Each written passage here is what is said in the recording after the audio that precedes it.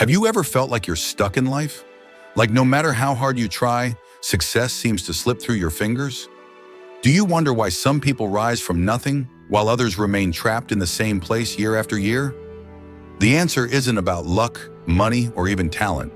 It's about something far more powerful: your mindset, your habits, and most importantly, your willingness to learn and adapt. Today, I'm going to share with you an extraordinary story about a young man who had every reason to give up, but instead chose to rise. This story is filled with wisdom, life-changing lessons, and valuable English vocabulary that will enrich both your mind and your language skills. So stay with me until the very end, because this story might just be the turning point you've been waiting for. In a small coastal village named Suryapur, there lived a carpenter named Mohan. He was known throughout the village as a master craftsman. His hands could turn ordinary wood into beautiful furniture, chairs that felt like clouds, tables that looked like art, and doors that stood strong for generations. Mohan had one son, named Ravi. From the day Ravi was born, everyone in the village assumed he would follow in his father's footsteps. He will be a great carpenter, just like Mohan, they would say. The skill runs in the blood. But Ravi was different. While his father loved the smell of sawdust and the sound of the chisel cutting through wood, Ravi dreamed of something else. He loved numbers. He loved solving problems. Whenever he saw merchants trading at the village market, he would watch how they calculated prices, negotiated deals, and managed their shops. His heart longed for the world of business. However, every time Ravi mentioned his dreams, his father would shake his head. "Ravi, carpentry is our family tradition. Your grandfather was a carpenter. I am a carpenter. You will be a carpenter. That is your destiny." Ravi respected his father deeply, so he never argued. But inside, he felt a growing frustration, a feeling of being trapped, unable to pursue what truly excited him. Years passed. Ravi learned carpentry, not because he loved it, but because it was expected of him. He became skilled, but his heart was never fully in it. He watched his father work with passion and dedication, but he could not find that same fire within himself. Then one day, tragedy struck. Mohan, while working on a large wooden beam for the village temple, fell from a ladder. The injury was severe. Though he survived, his hands were permanently damaged. He could no longer do the detailed work that had made him famous. The once proud carpenter now sat in silence, staring at his scarred hands, feeling defeated and helpless. The family business collapsed almost overnight. Customers stopped coming. Bills piled up. The little savings Mohan had were quickly eaten away by medical expenses. Ravi, now 23 years old, found himself in a position he had never imagined: the sole provider for his aging father and his younger sister, Priya. The weight of responsibility pressed down on him like a heavy stone. "What do I do now?" Ravi asked himself one sleepless night. "I am not a passionate carpenter. I have no money. I have no connections. How can I save my family?" That night, sitting under the stars on the roof of their small house, Ravi made a decision. "I cannot continue doing what I don't love. If I am going to carry this burden, I must do it my way. I must try, even if I fail." The next morning, Ravi went to the village market. He observed everything carefully: how vendors displayed their goods, how they attracted customers, how they priced their items, and how they handled complaints.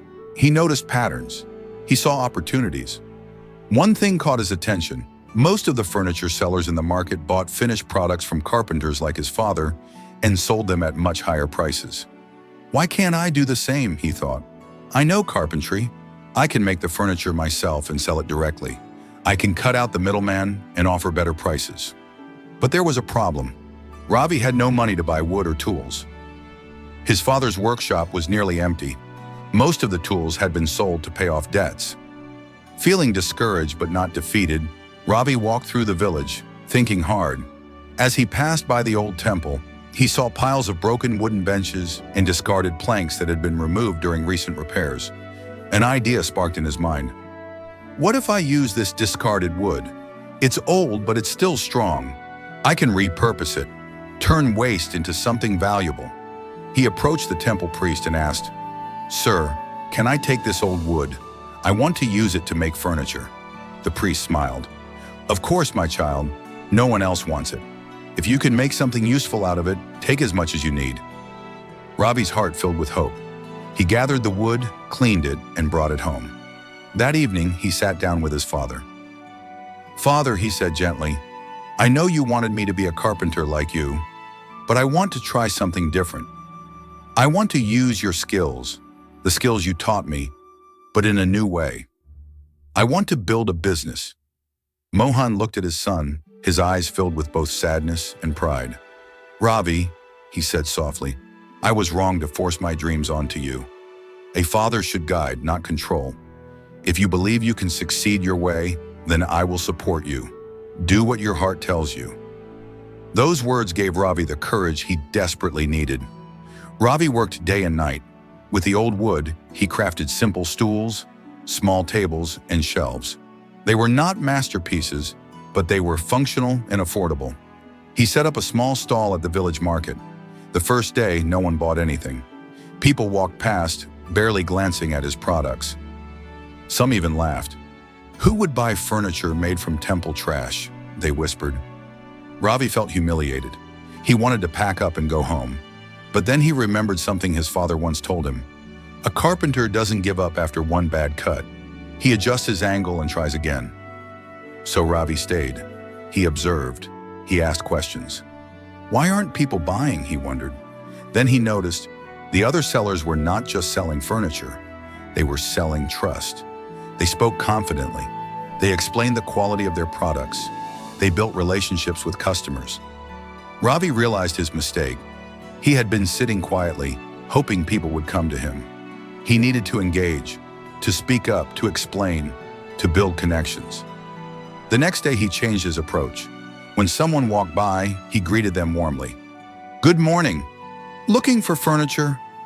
I make affordable, sturdy pieces using reclaimed wood. Every item is handmade." Slowly, people started stopping. Some asked questions. A few even bought small items. By the end of the week, Ravi had made his first profit, small but meaningful. Weeks turned into months. Ravi's stall became more popular, but he knew he couldn't rely on temple scraps forever. He needed a sustainable source of wood. One day, while walking along the beach, he saw fishermen repairing their boats. Broken wooden planks, old masts, and damaged oars were scattered everywhere. "Can I buy your broken wood?" Ravi asked one of the fishermen. The fisherman laughed. "Buy? You can have it for free. We just throw it away." Ravi couldn't believe his luck. He started collecting discarded boat wood, strong, weather-resistant, and beautiful. He realized this wood had character, with unique textures and colors shaped by the sea. He began creating furniture with a coastal theme, tables that looked like they belonged in a beach house, shelves with a rustic, ocean-worn finish, chairs with nautical designs. His products stood out. They told a story. Tourists visiting the village started noticing. "This is beautiful. Where did you get this?" they would ask.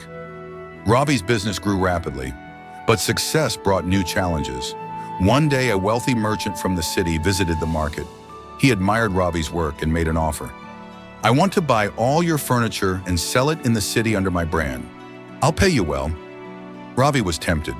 The money was good, but something felt wrong. If I sell to him, I lose control.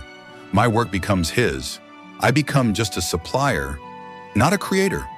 He politely declined. The merchant was shocked. "You're making a mistake, boy. You'll regret this."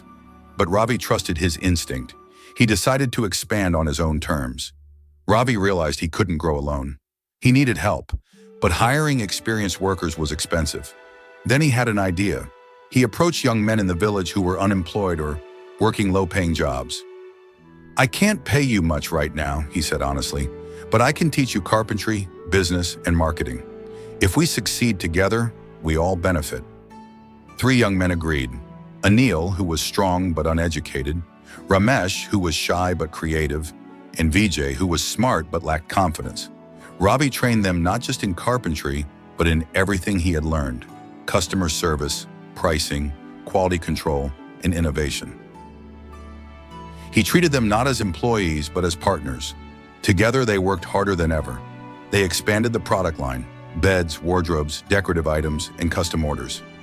Ravi's workshop, once empty and silent, now buzzed with activity. One afternoon, a woman in an expensive car stopped at Ravi's stall. She was an interior designer from the city. "I love your work," she said. "It's unique, eco-friendly, and beautifully crafted. I have clients who would pay a premium for this. Would you be interested in supplying furniture for high-end projects?" Ravi's heart raced. This was the opportunity he had been waiting for. "Yes," he said confidently, "but I have one condition. I want my brand name on every piece. I want people to know who made it." The designer smiled. "Deal." That partnership changed everything. Ravi's furniture started appearing in luxury homes, hotels, and resorts. His brand, Ravi's Reclaimed Creations, became known for quality and sustainability. Within 2 years, Ravi opened a large workshop. He hired 20 workers. He started exporting furniture to other cities. His younger sister, Priya, joined the business, managing accounts and marketing. And his father, Mohan, though unable to work with his hands, became the workshop's chief advisor, teaching the workers the old techniques and sharing his wisdom. 5 years after Ravi had started his business, the same wealthy merchant who had once tried to buy him out returned to the village. He walked into Ravi's now famous workshop, looked around in amazement and said, "You were right. I underestimated you." Ravi smiled. "You offered me money, but I wanted something more valuable, control over my destiny." The merchant nodded respectfully. "I came here to apologize and to ask, would you teach my son?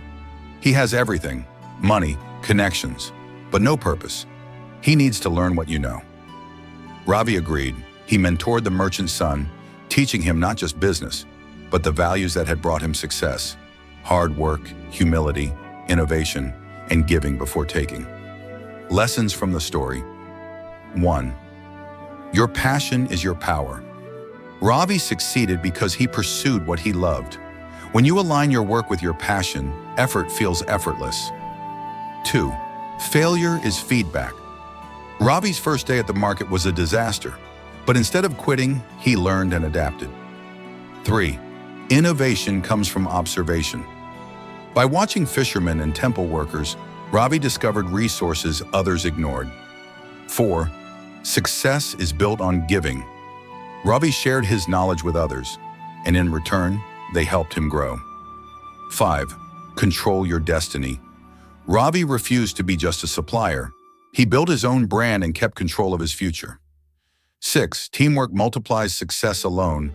Ravi was limited. With a team, he built an empire. 7. Respect the past, create the future. Ravi honored his father's craft but adapted it to modern needs. Ravi's journey from a frustrated carpenter's son to a successful entrepreneur teaches us that greatness is not given. It is built, one decision, one risk, one lesson at a time. Your circumstances don't define you. Your mindset does, your actions do. So ask yourself, what is holding you back? Is it fear, doubt, lack of resources?